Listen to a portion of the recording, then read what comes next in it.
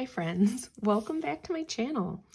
Today I wanted to show you something a little bit different, and I've been trying to film this video probably 5 or 6 other times in a different way, and for some reason the technology just is really cranky about it. So we are going to film a digital plan with me like I would film my paper plan with me, which is a little funny. But I wanted to show you this because I think it could be useful for lots of different things, not just maybe the typical way you would use a teacher planner. So this is the Teaching on the Double digital teacher planner.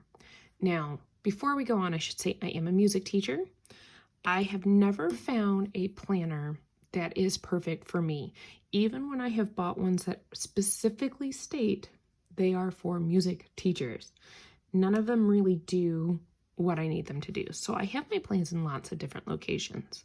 But this has also been a year where a lot of my grade level teachers are writing curriculum or rewriting curriculum. And I thought, you know what? I really need to do this for myself. I'm a army of one at my school. And so I don't really have anyone to like bounce ideas off of. And I know what I cover, but I would really like it to be concise so that if someone would say, hey, what's your curriculum? I can be like, here it is.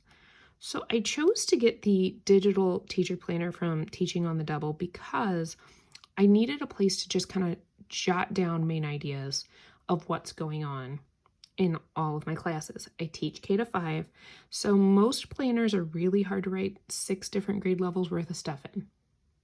Hope that all made sense. So here's your home reference page. I'm not going to go through what every one of these little headers takes you to because the Teaching on the Double people have videos about that. And if you click right here, it'll take you to Teaching on the Double's website. And so you've got Michelle Emerson and Bridget Spackman, and they tell you all about this. They're actually currently doing a podcast episodes about the digital teacher planner and why digital planning is important. So check them out. Oh, isn't that fun? All right, back to the planner. So this is your home page. If you click on the home button, it will always bring you back here. Then there's an idea page. I like that. Checklist. We'll get to this in a different video. There is lined paper, grid paper, dot grid paper, stickers, which is a digital planner. I'm not feeling stickers. I've tried it and I'm kind of like, meh. But hey, you do you. And then they have blank paper as if it's like, so let's say they give me 6, so let's say that would be kindergarten, 1st, 2nd, 3rd, 4th, 5th, if I wanted to use it that way. You'll also notice little tabbies over here with the month. I'm going to take you to October. I know we're in November. So I'm using this in the app Notability. They do have a version for Google Slides if you are more of a typer on the computer person. I just like this because I can quickly use my Apple Pencil and jot things down. I also like that I can zoom in so that I can write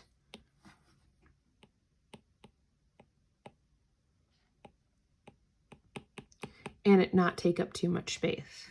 Like I don't have to worry about how big or how little I write. I can zoom in and do it that way, which is nice.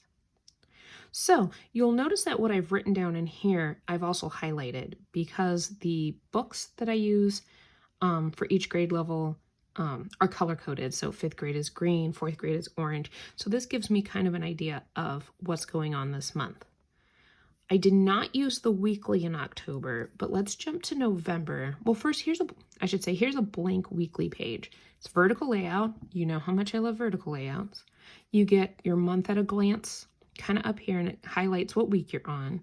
Then you got some to-do boxes, or information boxes. Let's hit November. And the first thing I did is, as we would go through things, I started writing things down. That way I can be like, okay, in November, I'm getting to timbre and texture in 4th grade. 5th grade is all about concert preps, so that's going to follow those standards. Same with 1st grade and 3rd grade. That's why I kind of lump those guys together. And then rhythm practice is going on in 4th, 3rd, and 2nd. Lots of things. You'll notice I haven't really written kindergarten and 1st grade down. I have a pretty good, how do I want to say this? I don't know, a pretty good way of how I plan out kindergarten and 1st.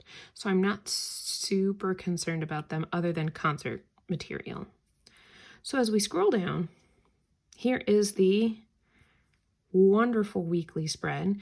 And here's the best part about this. So let's say, you'll notice I've got, 4th grade is timbre, and I just got kind of some ideas of how are we going over this.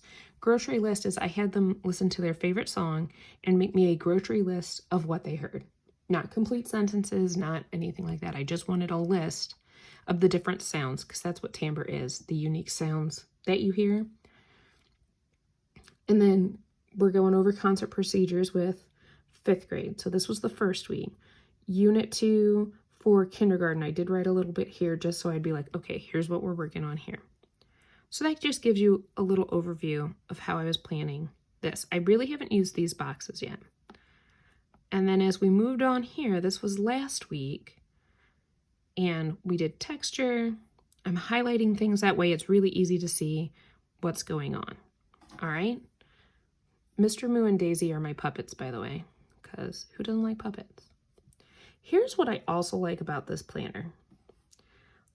As I'm going through things and I notice, hey, this class needs extra work on, let's say we'll use 4th grade.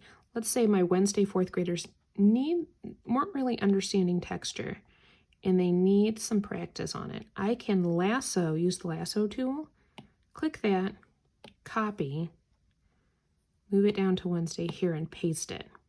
And then if I want to add extra notes like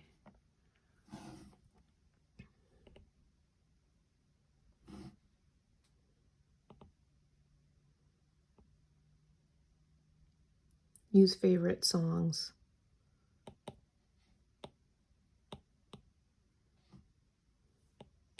to talk texture,